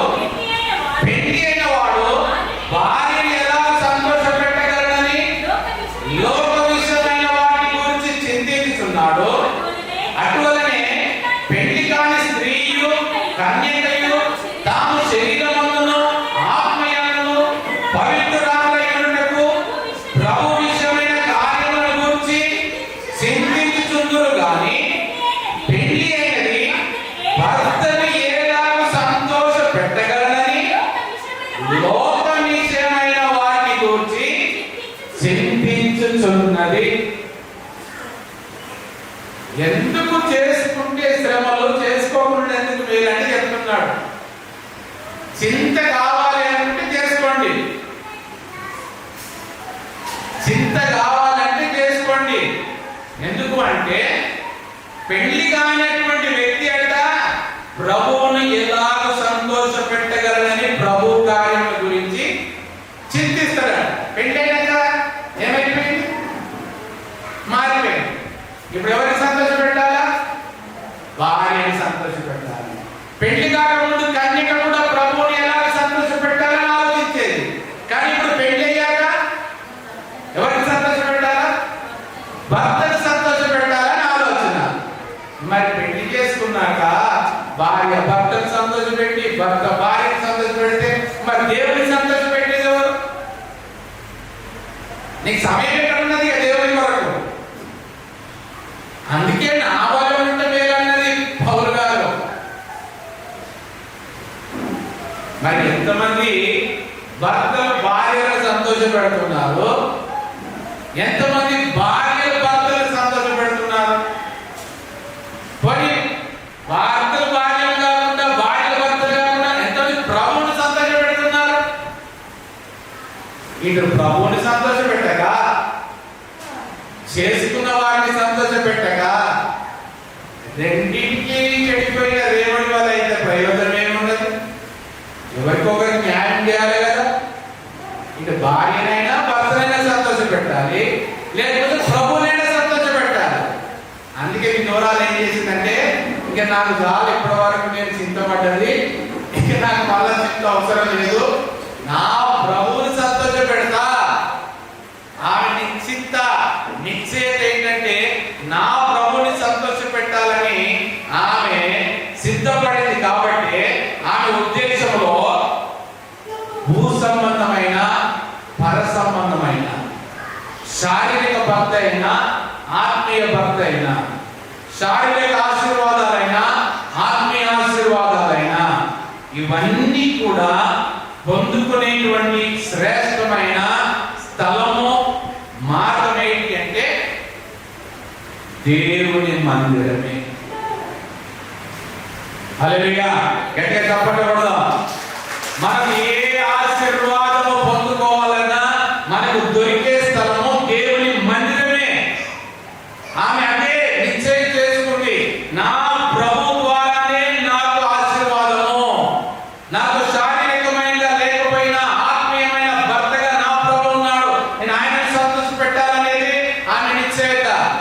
ఇంకా నేను నిజంగా ఉన్న విషయం చెప్పాలి అనుకుంటే, ఈ క్రొత్త నిబంధన సంఘం ఉన్నదే, ఇది విధవరాలికి సాదృశ్యం. మనమందరం కూడా విధవరాలకు సాదృశ్యంగానే ఉన్నాం. ఎందుకంటే మనలో ఉన్నటువంటి పాప పురుషుడు చనిపోతేనే గాని నవీన పురుషుడైనటువంటి యేసు క్రీస్తును మనం చేరలేము. దాని గురించి మళ్ళా పౌలు గారు బాగా రాశారు, ఇప్పుడు మనం చెప్పట్లేదు. కానీ అంటే పాత పురుషుడు చనిపోతే, ధర్మశాస్త్రం అనే పురుషుడు చనిపోతే కృప పొందుకోవడానికి యేసు క్రీస్తును మనం చేరాలి. అంటే మన యొక్క మొదటి పురుషుడైన పాప పురుషుడు చనిపోయాడంటే మనం వైధవ్యంలో ఉన్నట్టే కదా. అలాంటి స్థితిలో ఉన్నటువంటి వారిని ప్రభు మరలా మనల్ని గొర్రె పిల్ల వివాహోత్సవానికి సిద్ధపరుస్తుంది. అది మనం పొందుకున్నటువంటి ఆ ధన్యత. ఇక్కడ గమనిస్తే ఈ ధనవంతులందరూ కూడా బంగారము, వెండి, ఇత్తడి కానుకలు సమృద్ధిగా సమర్పిస్తున్నారు. కానీ ఈమె సమర్పించినవి ఏంటివి? 2 కాసులు. కాసులు అంటే ఏం మెటల్? అది కాసులు అంటే ఏం మెటల్? ఏ లోహం? కాపర్, రాగి. రాగితో రాగి పైసలు అంటారు కదా. రాగి కాసులు 2 మాత్రమే ఆమె తీసుకొని వచ్చి సమర్పించింది. కానీ ప్రభు అంటున్నాడు, అందరికంటే ఈమె ఎక్కువ వేసినని చెబుతున్నాడు. చివరిగా 4వ మాట చూద్దాం. చూడండి, మార్క్స్ వార్త 12వ అధ్యాయము 44వ వచనంలో గమనిస్తే, వారందరూ తమకు కలిగిన సమృద్ధిలో నుండి వేసిరి గాని ఈమె తన లేమిలో తనకు కలిగినదంతయు అనగా తన జీవనమంతయు వేసెనని చెప్పెను. హల్లెలూయా. నాలుగో మాట జీవనమంతయు. ఎందుకొరకు ఈమె వేసిన 2 కాసులు ఎక్కువని ప్రభు సెలవిస్తున్నాడంటే, ధనవంతులు సమర్పించిన ధనం, వెండైనా బంగారమైన ధనమైన వాటన్నిటికంటే కూడా ఈ బీద విధవరాలు సమర్పించిన 2 కాసులే శ్రేష్టమైనవి అని నిజముగా ప్రభు ఎందుకు చెప్తున్నాడంటే, మన ముందే అనుకున్నాం కదా, ప్రభు స్కాన్ చేస్తే అన్ని తెలుస్తాయి. ఎందుకంటే ప్రభు ఏమంటున్నాడంటే, వారందరూ తమకు కలిగిన సమృద్ధిలో నుండి వేసిరి గాని ఈమె తన లేమిలో తనకు కలిగినదంతయు అనగా తన జీవనమంతయు వేసెను. అందును బట్టి ఆమెను ప్రభు కీర్తిస్తున్నాడు, ఆమెకు గుర్తింపునిస్తున్నాడు. అంతమంది దేవాలయంలో సమర్పించిన గాని శిష్యులను పిలిచి ఆ పరిశీలనతో కూడా, ఎందుకంటే దానికంటే మీదనే మనం గమనిస్తే వారందరూ కూడా ఎలాంటి వారంట, ఇంకా వారందరూ కూడా మీరు గమనించండి. దాని మీద 12వ అధ్యాయము 30వ వచనం ముందు, మరియు ఆయన వారికి బోధించినను శాస్త్రుల గురించి జాగ్రత్త పడి వారు నిలువుటైలు ధరించుకొని తిరుగుటను, సంత వీధుల్లో వందనములను, సమాజ మందిరంలో అగ్రపీఠములను, విందులలో అగ్రస్థానములు కోరుచు విధవరాండ్ర ఇళ్ళను దిగమ్రీగుచు మాయా వేషముగా దీర్ఘ ప్రార్థనలు చేయుదురు. వీరు మరి విశేషముగా శిక్ష పొందుదురు. అందుకని వారికి బుద్ధి చెప్పడానికి ఈమెను హైలైట్ చేస్తున్నాడు. వీరందరూ మంచిగానే ఉన్నారు, క్లాసుగా ఉన్నారు, ధనవంతులుగా ఉన్నారు, నిలుట కలిగి ఉన్నారు, దీర్ఘ ప్రార్థన చేస్తున్నారు. కానీ ఏం నిలుపుతున్నారు? విధవరాండ్ర ఇండ్లనే పెరుగుతున్నారంట.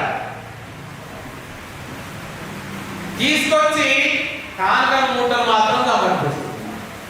అందుకని వారి ముందట విధవరాలు ఎందుకు హైలైట్ చేస్తున్నాడంటే, మీరందరూ విధవరాల ఇండ్లను దిగమింగి ఇప్పుడు ఏం జరగకుండా వచ్చి మరలా కానుకలు అయితే బాగా సమర్పిస్తున్నారు, మీకు లెక్కకు రావు. కానీ ఈ పేద విధవరాలు సమర్పించిన ఈ 2 కాసులు, ఎందుకంటే ఆమె తన కొరకు ఏమి దాచుకోలేదు, ఆమె లేమిలో నుండి తీసుకొని వచ్చింది.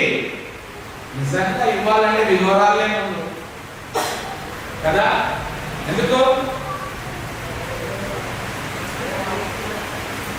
దాచిపెట్టేది ఎవరి వరకు?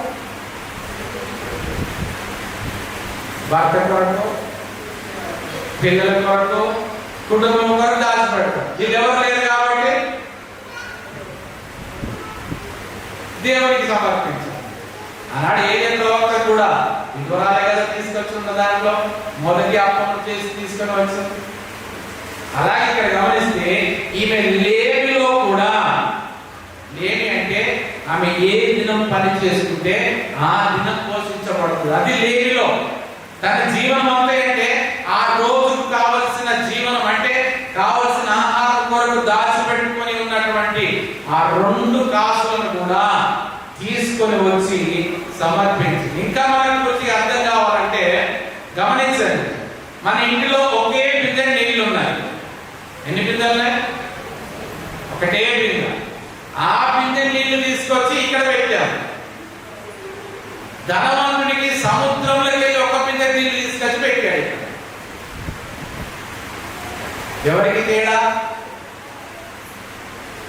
సముద్రంలో నుండి ఒక్క బిందె తీసుకొస్తే సముద్రం ఏమైనా కుంగిపోయిందా?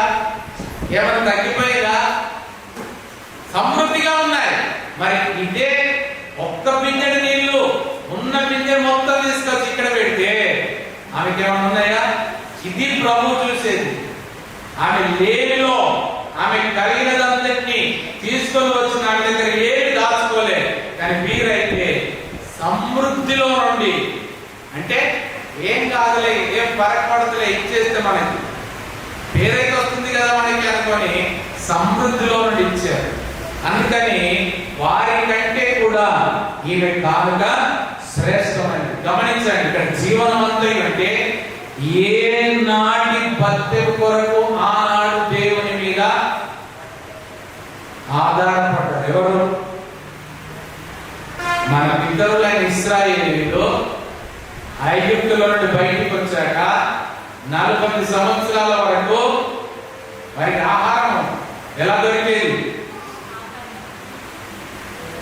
ఏ రోజుది ఆ రోజే.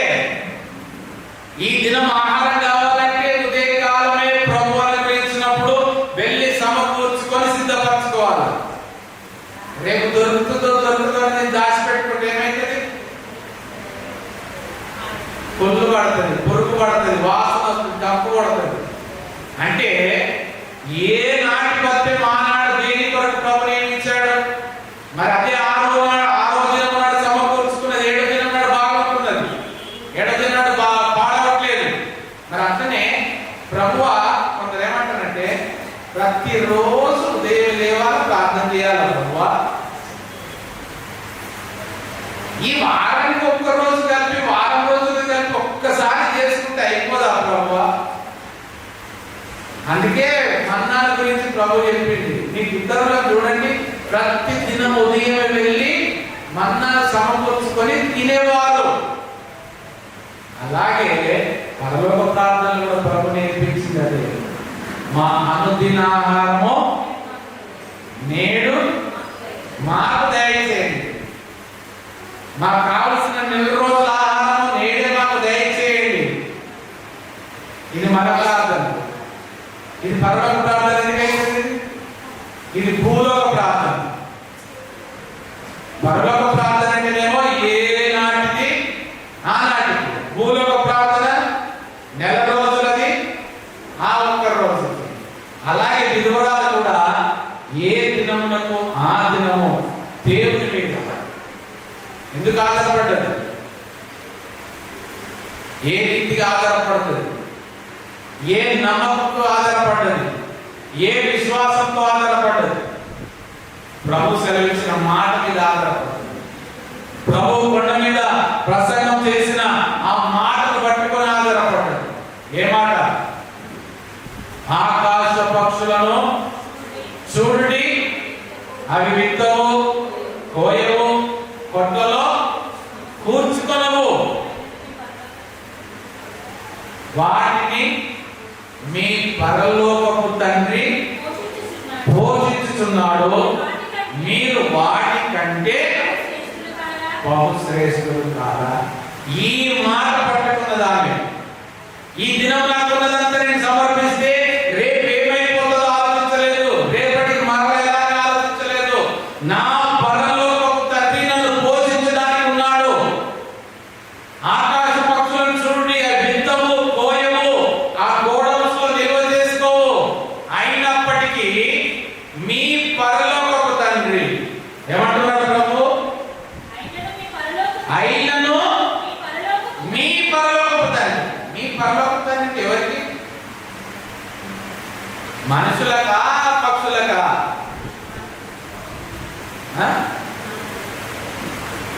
ఎవరికి పరలోకపు తండ్రి? పక్షులకే పరలోకపు తండ్రి అంటున్నాడు. అందుకే పక్షులకే సమృద్ధి అయిన ఆహారము ఇలా ఓగనే అక్కడ రెడీగా సిద్ధపరచబడితే పొందకూడదు. పరలోకపు నీ పరలోకపు తండ్రి అంటున్నాడు ప్రభు. మీ పరలోకపు తండ్రి మీద మీరు ఆధారపడేవారైతే పక్షుల కంటే బహుశ్రేష్ఠులని మీరు విశ్వసిస్తే, మీరు నమ్మితే మీ తండ్రి పోషించలేదా? అది ఆమెకున్న నిశ్చయిత, విధవరాలకున్న నిశ్చయిత నిజంగా మనం కూడా కలిగి ఉండలేకపోతున్నాం. ఆమె కలిగి ఉన్న నిశ్చయిత శ్రేష్టమైనది. పరలోకపు తండ్రి మీద ఆమె కలిగి ఉన్నటువంటి నిశ్చయిత బట్టి మరి మనం ఎందుకు ఆయన పిల్లలు కాలేకపోతున్నాం? కనీసం పక్షులమైనా బాగుండేది కదా. పిల్లలు కాలేకపోతున్నాం. ఆయన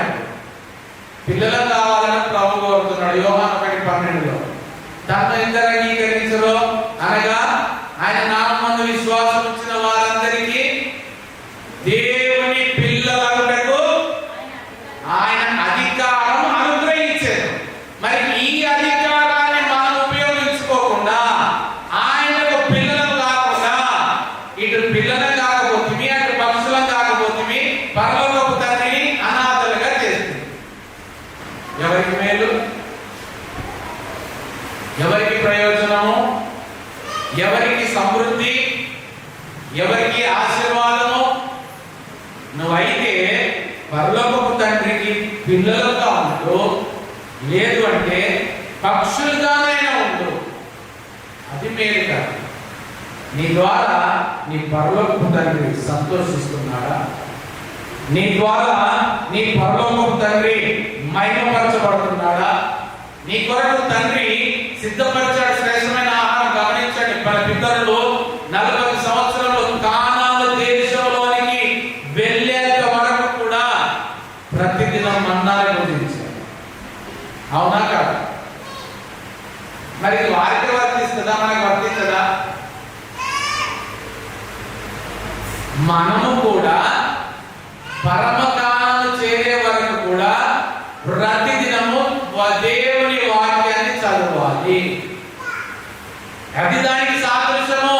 వారు ప్రతిదినం మన్నాను సమకూర్చుకున్నారు, భుజించారు, శారీరకమైన ఆహారం. మనకు పరలోకం నుండి దిగి వచ్చిన ఆహారము జీవవాక్యము మన ఆత్మకు, మన శరీరానికి. ఎందుకంటే మనుషులు రొట్టె వలన మాత్రమే కాదు కానీ దేవుని నోటి నుండి వచ్చిన మాట, ఈ మాట వలన జీవిస్తాడు. మరి మనం ఎందుకు మన పితరుల వలె 40 సంవత్సరాల అరణ్యంలో వారు ప్రతి దినము మన్నాను కూర్చుకున్నారు, భుజించారు, కానానులోని ప్రవేశించారు. మనం ఎందుకు ప్రతిదినము బైబిల్ చదవలేకపోతున్నాం? ఆయన జీవం కలిగిన నోటి నుండి వచ్చిన మాటలను ఎందుకు మనము నిర్లక్ష్యం చేస్తున్నాం? ఆయన మన కొరకు సిద్ధపరిచిన ఈ శ్రేష్టమైన రొట్టె, ఆ పిల్లల రొట్టె ఏమైంది? మనకి ఎక్కువైపోయింది. పిల్లల రొట్టె ఎక్కువైపోయి ఏం చేస్తున్నారు? బల్ల మీదకి వెళ్ళి కింద ముక్కలు పడేస్తున్నారు. ఆ ముక్కలు ఏరుకోవడానికి కానాను స్త్రీ వస్తారు. ఎందుకు? మనకి ఎక్కువైతేనే కదా బల్ల మీదకి వెళ్ళి కింద పడేసింది. మనం సమకూర్చుకోకపోతేనే కదా అది వ్యర్థంగా కింద పడవేయబడుతుంది. ప్రభువేమో పిల్లల రొట్టె తీసి నేను కుక్క పిల్లలకు వేయటం నాకు ఇష్టం లేదు, అది పిల్లల కొరకు సిద్ధపరిచానంటే మన పిల్లలుగా దాన్ని పొందుకోలేకపోతుంది. మనం విడిచిపెడితే కుక్క పిల్లలకు ఆశీర్వాదంగా మార్చబడుతుంది. ఆ రొట్టె, ఆ జీవము, ఆ ఆశీర్వాదము, ఆ మేలు, ఆ స్వస్థత, ఆ విడుదల, అవన్నీ కుక్క పిల్లలకు మేలుకరంగా మార్చబడుతుంది. మొదటి స్థానం మనకి ఇచ్చాడు తండ్రి. మన పరలోకపు తండ్రి ఆయన పిల్లలుగా మొదటి స్థానం మనకిస్తే మన నిర్లక్ష్యం ద్వారా అవి మన నుండి వేరే వారికి వెళ్తుంది. అలా ఉండకూడదని ప్రభు కోరుతున్నారు. అందుకే ఆ బీద విధవరాలు ఇచ్చినటువంటి ఆ 2 కాసులే శ్రేష్టమైన కానుకగా నమోదు చేయబడ్డాయి. ఆనాడు ఆ స్త్రీ ఒక్కసారి సమర్పించింది. ఇప్పటికి కొన్ని తరాలు, 100 సంవత్సరాలు, 1000 సంవత్సరాలు ఆమె గురించి మనము మాట్లాడుకుంటున్నాం. ఇది నీ ఆహారం నీళ్ళ మీద వేయమో, చాలా దినములైన తర్వాత నీవు దాన్ని చూచగలుగుతావు. ఆ బీద విధవరాలు కూడా దేవుని కొరకు 2 కాసులు సమర్పించింది. ఇప్పటికి కూడా ఆమె ఫలితాన్ని మనం చూడగలుగుతాం. శ్రేష్టమైన స్థానాన్ని ప్రభు నోటి నుండి ఆమె పొందుతున్నది. మన కొరకు రాయించారు, మనకు ఆశీర్వాదకరంగా ఉండడానికి రాయించారు. మనం కూడా ప్రతిఫలం ఆశించకుండా పొందిన దాన్ని బట్టి ప్రభు సన్నిధిలో సరే కానుకలకు వేరు లేని పరిస్థితి కావచ్చు, నీ హృదయం నిమ్ము. ప్రభు కోరేది అదే. నువ్వు కానుకలు వస్తేనే, వేస్తేనే, ఉంటేనే, నువ్వు వస్తేనే కాదు, ప్రభు అంటున్నాడు, నా కుమారుడా నీ హృదయమును నాకిమ్ము. అంతకంటే శ్రేష్టమైన కార్యం నీ నుండి నా నుండి ఆయన పొందుకునేది మరొకటి ఏది లేదు. నువ్వు 10 తులాల బంగారమా, 20 తులాల బంగారమా, వజ్రాల వైడూర్యాల, నువ్వు ఎన్ని ఇచ్చినప్పటికీ నీ హృదయము ఆయనకి ఇవ్వకపోతే వ్యర్థమే. నువ్వు ఏమి ఇవ్వకపోయినా పర్వాలేదు, నీ హృదయం ఆయనకి ఇవ్వు. ఆ 2 క్రాసుల వలె రెండంతల ఆశీర్వాదం, ఇహ సంబంధమైన పర సంబంధమైన శారీరకమైన ఆత్మీయమైన అన్ని రకముల ఆశీర్వాదములను ఆయన మనకి ఇవ్వడానికి ఇష్టపడుతూ ఉంటున్నాడు. సంఘములతో ఆత్మ చెప్పుతున్న మాట చెవిగల వారు వినుగాక. ఆమేన్.